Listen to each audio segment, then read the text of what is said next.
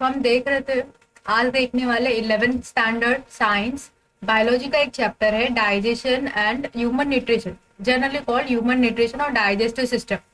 तो what is the need of digestive system? सबसे पहला क्वेश्चन ये होता है कि डाइजेशन करते क्यों, जरूरी क्यों, और क्या चीज डाइजेस्ट होती है हमारे बॉडी में।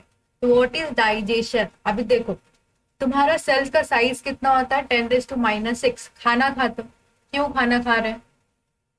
ताकि हम एनर्जी एनर्जी मिल सके काम करने के लिए, टू डू वर्क। और हमारे ग्रोथ के लिए, डेवलपमेंट के लिए किसकी जरूरत होती है? एनर्जी की। तो वह एनर्जी कहाँ से मिलती है? फूड से, which is in biological term we call nutrition. Nutrition की जरूरत पड़ती है हमारे ग्रोथ के लिए, डेवलपमेंट के लिए, और हमारे बॉडी टिश्यू ग्रोथ के लिए, एनर्जी के लिए। एनर्जी किस लिए? टू डू वर्क के लिए, सरवाइव करने के लिए। तो इन सारे रीजन के लिए हमें क्या चाहिए? फूड। और इन बायोलॉजिकल टर्म्स फूड को हम लोग क्या बोलते हैं? न्यूट्रिशन। उस न्यूट्रिशन को हमने खाया, वो हमारे सेल में जाना चाहिए। सेल का साइज कितना होता है? Which is 10⁻⁻⁶। हमारे सेल का साइज कितना होता है? 10⁻⁻⁶। क्या इतना बड़ा बर्गर मेरे इतने छोटे से सेल में एब्जॉर्ब होगा? नहीं, सॉरी, एक्चुअली इतना बड़ा बर्गर हमारे छोटे से सेल में एब्जॉर्ब नहीं होगा। तो उसे क्या करते हैं हम लोग? डाइजेस्ट। डाइजेशन, पाचन, इसका पाचन हो रहा है। तो इसका मीनिंग ही होता है डाइजेशन का कि इस कॉम्प्लेक्स बड़े से फूड सब्सटेंस को एक छोटे एब्सॉर्बेबल एब्सॉर्बेबल मतलब बॉडी में जाके एब्सॉर्ब हो, इस फॉर्म में कन्वर्ट करना, उसे क्या बोलते हैं हम? Digestion. Conversion of complex food substance और नॉन डिफ्यूजेबल। ये क्या, इतना बड़ा डिफ्यूज, इतना बड़ा मॉलिक्यूल डिफ्यूज होगा क्या? इतना बड़ा कॉम्प्लेक्स सब्सटेंस डिफ्यूज होगा? नहीं, ऑब्वियसली आंसर इज नहीं। तो इतना बड़ा सब्सटेंस डिफ्यूज नहीं होगा, तो इसे ब्रेक करना पड़ेगा। तो इसी ब्रेक डाउन को हम लोग बोलते हैं। और कैटाबॉलिक प्रोसेस, डाइजेशन एक कैसा प्रोसेस है? Catabolic process. बड़े मॉलिक्यूल को हम लोग छोटे छोटे मॉलिक्यूल में कन्वर्ट कर रहे हैं। तो डाइजेशन एक कैटाबॉलिक प्रोसेस है, और एक ऐसा प्रोसेस जिसके अंदर कॉम्प्लेक्स फूड सब्सटेंस किसमें कन्वर्ट होता है? सिंपल और एब्जॉर्बेबल फॉर्म में। सिंपल, एब्जॉर्बेबल, डिफ्यूजेबल, एसिमिलिएबल, जिसका आगे हम लोग यूज भी करेंगे, उसको बोलते हैं एसिमिलेशन। एसिमिलिएबल फॉर्म में इसे कन्वर्ट करना, इसे बोलते हैं digestion. Why do we do digestion? ताकि वो खाना जो हमने खाया है वो सेल में जाके एब्जॉर्ब, इसलिए डाइजेशन करते हैं। What is digestion? Conversion of complex food substances, बड़े से फूड सब्सटेंस को छोटे सिंपल फूड सब्सटेंस में कन्वर्ट करना। और किस फॉर्म में? एब्जॉर्बेबल, डिफ्यूजेबल, एसिमिलिएबल फॉर्म में उसे कन्वर्ट करना, उसे बोलते हैं digestion. Need of digestion, absorption के लिए, ताकि एनर्जी प्रोड्यूस कर सके, बॉडी डेवलपमेंट हो सके, ग्रोथ डेवलपमेंट हो सके, सर्वाइव कर सके, एनर्जी प्रोड्यूस कर सके, टू डू वर्क, वो द थिंग्स गेट जाए। नेक्स्ट क्वेश्चन इज, ऐसे कौन सी चीज है न्यूट्रिशन जो खाना खाते हैं उसमें से कौन सी चीज डाइजेस्ट होती है? तो जो खाना हम लोग खाते हैं वो क्या है? न्यूट्रिशन। इन बायोलॉजिकल टर्म हम फूड को क्या बोलते हैं? न्यूट्रिशन। फूड से हमें क्या मिलता है? न्यूट्रिशन। अभी न्यूट्रिशन में कौन कौन सी चीजें आती है? It is some, what is nutrition? It is some process by which an organisms, एक organism जो कंज्यूम करता है, जो खाना वो खाता है, उसी को हम लोग क्या बोलते हैं? न्यूट्रिशन। न्यूट्रिशन में क्या क्या इंक्लूड होगा तुम्हारे? Carbohydrate, protein, fat, mineral, fibres, vitamin. जो स्प्राउट्स वगैरह होते हैं इसके अंदर फाइबर्स ज्यादा होता है, ज्यादा होता है, और वो ज्यादा मतलब अच्छा होता है, गुड्स फॉर हेल्थ। और विटामिन भी कभी कभी कुछ मिनरल्स वगैरह डाइजेस्ट होते हैं। तो मेनली हम लोग क्या देखते हैं? तीन चीजें, कार्बोहाइड्रेट, प्रोटीन, फैट। कार्बोहाइड्रेट सबको पता है किससे मिलता है? रोटी और ब्रेड, कार्बोहाइड्रेट। प्रोटीन हमारे मिल्क से मिलता है, मिल्क हो गया, और चिकन हो गया, दाल हो गया, पल्सेस। इन सारी चीजों से क्या मिलता है? प्रोटीन। और फैट्स किससे मिलता है? फिश, फिश से भी फैट मिलता है। बटर हो गया, बटर हो गया, चिकन हो गया, चिकन से प्रोटीन भी मिलता है और फैट भी होता है, जो व्हाइट व्हाइट देखते हो बॉडी फैट, वो भी हो गया तुम्हारा फैट। और मिनरल्स, ये सारी चीजें भी क्या होती है? डाइजेस्ट होती है हमारे बॉडी के अंदर। तो न्यूट्रिशन में कौन कौन सी चीजें आ गई? Carbohydrate, protein, fat, mineral, fibres और विटामिन। ये सारी चीजें किसमें आ गई? न्यूट्रिशन में। जो हम लोग खाना खाते हैं उसके अंदर ये सारी चीजें होती है, उसे क्या बोलते हैं? न्यूट्रिशन। अभी न्यूट्रिशन खाना खाना इसे क्या बोलते हैं हम लोग? न्यूट्रिशन को हम लोग सबसे पहले करते क्या है? खाना खाते हैं, उसे बोलते हैं इंजेशन। इंजेक्शन वाला इंजेक्शन नहीं, इंजेशन। इंजेशन मतलब उसे अंदर लेना। इन, इनसाइड द बॉडी। जेशन, अंदर लेना, इनसाइड द बॉडी और इनसाइड द माउथ। क्या बोलते हैं उसे? इंजेशन। उसका कन्वर्जन, कॉम्प्लेक्स फूड हमने लिया था, इंजेस्ट किया था कॉम्प्लेक्स फूड, उसका कन्वर्जन हुआ छोटे एब्जॉर्बेबल सब्सटेंस में, उसे बोलते हैं डाइजेशन। उसका एब्जॉर्प्शन हुआ सेल में जाके, उसे बोलते हैं एब्जॉर्प्शन। और उस जो एब्जॉर्प्शन हुआ है उसका यूज करके एनर्जी प्रोड्यूस करना, उसे बोलते हैं एसिमिलेशन। एनर्जी प्रोड्यूस करना, एनर्जी प्रोड्यूस करना उसे बोलते हैं एसिमिलेशन। और इजेशन, ई का मीनिंग होता है रिमूवल। तो जो वेस्टफुल प्रोडक्ट है, सारे यूजफुल प्रोडक्ट हमने एब्जॉर्ब कर लिए, सेल्स को जो जरूरत की रिक्वायरमेंट की चीजें थी हमने ले ली, बाकी जो वेस्ट है बॉडी को रिक्वायर्ड नहीं है उसे बॉडी से रिमूव करने को बोलते हैं egestion. That is also known as defecation. क्या बोलते हैं उसे? डीफिकेशन। तो ये था हमारा किसका? Overview of digestive system. हम लोग डाइजेस्ट सिस्टम पढ़ते क्यों है? डाइजेशन का मीनिंग क्या होता है? कौन सी चीजें जो डाइजेस्ट होती है? तो न्यूट्रिशन है जो डाइजेस्ट होता है। क्यों डाइजेस्ट होता है? ताकि वो सेल में जाके एब्जॉर्ब हो। एब्जॉर्ब क्यों होना है? ताकि उसका एसिमिलेशन हो। एसिमिलेशन का मीनिंग एनर्जी, जो फूड एब्जॉर्ब हुआ है उसका यूज करके एनर्जी बनाना और ग्रोथ और डेवलपमेंट में हेल्प करना, उसे क्या बोलते हैं हम लोग? एसिमिलेशन। अभी ह्यूमन डाइजेस्टिव सिस्टम देखते हैं। What human digestive system consist of? हमारा ह्यूमन डाइजेस्टिव सिस्टम बना किससे होता है? तो दो चीज से मिलके बना होता है हमारा digestive system. First is alimentary canal.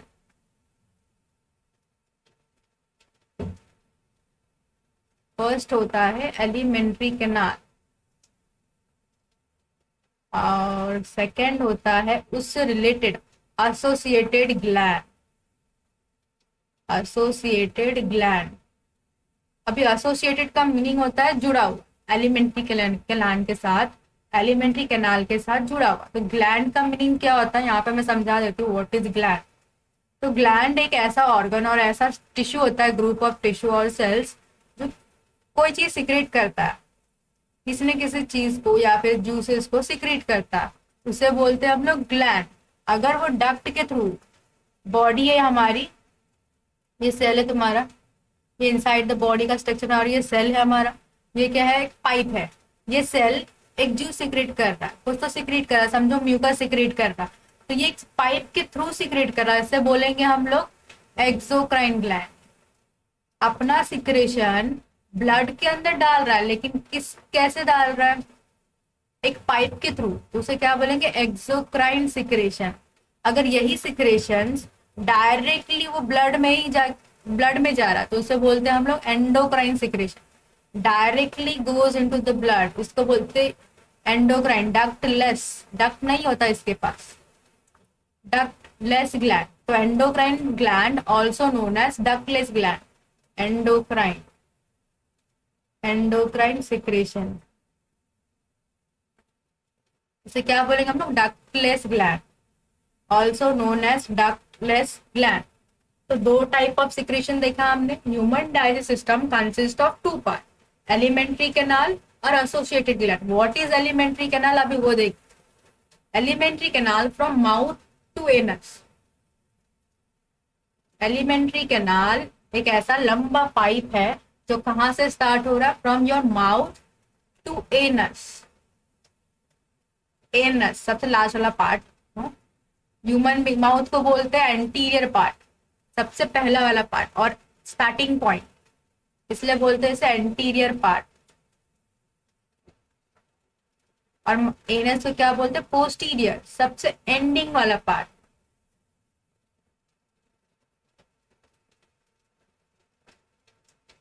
अब पूरा स्ट्रक्चर देखेंगे कैसे पूरा एलिमेंट्री कैनाल कहाँ से स्टार्ट होता है, कहाँ पे खत्म होता है। एलिमेंट्री, तो अभी इतना समझना है कि human digestive system are made up of two things, alimentary canal और एसोसिएटेड ग्लैंड। एलिमेंट्री कैनाल कहाँ से कहाँ स्टार्ट होता है? Mouth to anus. माउथ हमारा क्या? Starting point, which is also known as anterior part. Anus anus is posterior part और ending point of alimentary canal, और उससे जुड़े हुए एसोसिएटेड ग्लैंड और डाइजेस्टिव सिस्टम एसोसिएटेड ग्लैंड। इसमें भी ग्लैंड दो तरह के होते हैं, एक्सोक्राइन और एंडोक्राइन। एक्सोक्राइन सिक्रेशन उसे बोलते हैं जो डक्ट के थ्रू अपना सिक्रेशन टारगेट साइट पे डक्ट के थ्रू भेजता है। इसका एग्जांपल भी देखेंगे, just one is liver. Liver is the best example of exocrine gland. और एंडोक्राइन ग्लैंड का हमारा एग्जांपल है हार्मोन्स। वो क्या सिक्रेट करते हैं? हार्मोन्स। और एक्सोक्राइन सिक्रेशन में क्या देखने मिलता है? जूसेस। अभी देखेंगे हम लोग स्टमक में बाइल जूस, पैंक्रियाटिक जूस। तो जो डक्ट के थ्रू सिक्रेट करता है, डक्ट के थ्रू, किसी पाइप के थ्रू, उससे बोलते हैं एक्सोक्राइन ग्लैंड।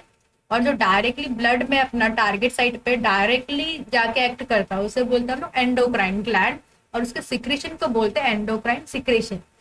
तो जनरली इसका सिक्रेशन क्या होता है? हार्मोन। और एक्सोक्राइन ग्लैंड का सिक्रेशन क्या होता है? जूसेस। अभी देखेंगे क्या होता है। Now we will see the structure of digestive system. यहाँ पे दिख रहा होगा digestive system. Here is a mouth वाला पार्ट। यहाँ से तुम्हारा माउथ वाला पार्ट है, सलाइवरी ग्लैंड्स है। यहाँ पे जो दिख रहा है क्या? Salivary glands. ये तुम्हारा थ्रोट, गला। This is your starting point, mouth. This is your oesophagus. ये बड़ा सा पाइप दिख रहा होगा, ये बोलते ईसोफेगस। कहाँ प्रेजेंट है ये याद रखना है, behind the trachea. Behind the trachea. क्यों ट्रकिया के पीछे? बिहाइंड द ट्रकिया, जो हमारा ट्रकिया प्रेजेंट होता है उसके पीछे प्रेजेंट होता है, क्योंकि ये कैसा है? मस्कुलर है, तो ये टूट सकता है, इस वजह से ट्रकिया के पीछे प्रेजेंट होता है। और ईसोफेगस। देन देखो हमारा लीवर। तो एलिमेंट्री कैनाल यहाँ माउथ से स्टार्ट होता है, यहाँ एनस पे खत्म होता है। माउथ क्या है तुम्हारा? Anterior part, anterior part. और एनस क्या है? Posterior part. यहाँ माउथ से स्टार्ट हुआ, माउथ से कहाँ गया? खुद को ऑब्जर्व कर सकते हो। माउथ, माउथ से अंदर गए टीथ, टीथ टंग, टंग से पैरिंग्स, पैरिंग से larynx, larynx to oesophagus. Okay, larynx to oesophagus. Oesophagus से क्या दिखेगा तुम्हें? स्टमक। स्टमक कहाँ प्रेजेंट होता है हमारे बॉडी में? लेफ्ट या राइट? तुम लोग मुझे बताओ कहाँ प्रेजेंट होता है, लेफ्ट और राइट? ओके, मैं ही बताती हूँ। ये हमारे लेफ्ट में प्रेजेंट होता। हमारा स्टमक लेफ्ट में प्रेजेंट। देखो यहाँ स्ट्रक्चर में दिख रहा है ईसोफेगस, स्टमक, स्टमक से बना स्मॉल इंटेस्टाइन, स्मॉल इंटेस्टाइन से लार्ज इंटेस्टाइन, लार्ज इंटेस्टाइन से तुम्हारा बना रेक्टम, या फिर एनस, लास्ट में एनस। तो यहाँ पे मुझे एक क्वेश्चन का आंसर चाहिए कि why small intestines are called small intestine, why large intestines are called large intestine. In upcoming lecture में बताऊंगी कि स्मॉल इंटेस्टाइन को स्मॉल इंटेस्टाइन क्यों बोलते हैं और लार्ज इंटेस्टाइन को लार्ज इंटेस्टाइन क्यों बोलते हैं।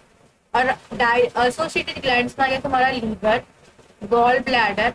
एसोसिएटेड ग्लैंड्स में आता तुम्हारा liver which is the largest exocrine gland, liver, pancreatic gland, liver, pancreatic gland और बाइल जूस। बाइल जूस तो लीवर हो गया। Okay, liver, pancreatic gland, gastric gland जो हमारे स्टमक में प्रेजेंट होता है। तो तीन ग्लैंड्स प्रेजेंट होते हैं generally. Liver which is largest exocrine gland of the human body, pancreatic gland pancreas में प्रेजेंट होता है, अभी स्ट्रक्चर बताऊंगी आगे में। गैस्ट्रिक ग्लैंड हमारे स्टमक में प्रेजेंट होता है, गैस्ट्रिक ग्लैंड हमारे स्टमक में प्रेजेंट होता है। Now we will see the structure of teeth. Mouth का स्ट्रक्चर देख लिया। माउथ को क्या बोलते हैं? Oral cavity, oral cavity. Dentist वगैरह देखा होगा, dentist sorry dentist not, mouth related को बोलते हैं ओरल कैविटी। तो हमारा माउथ किससे कवर्ड होता है? अपर और लोअर लिप से। अभी माउथ के अंदर क्या होता है जनरली?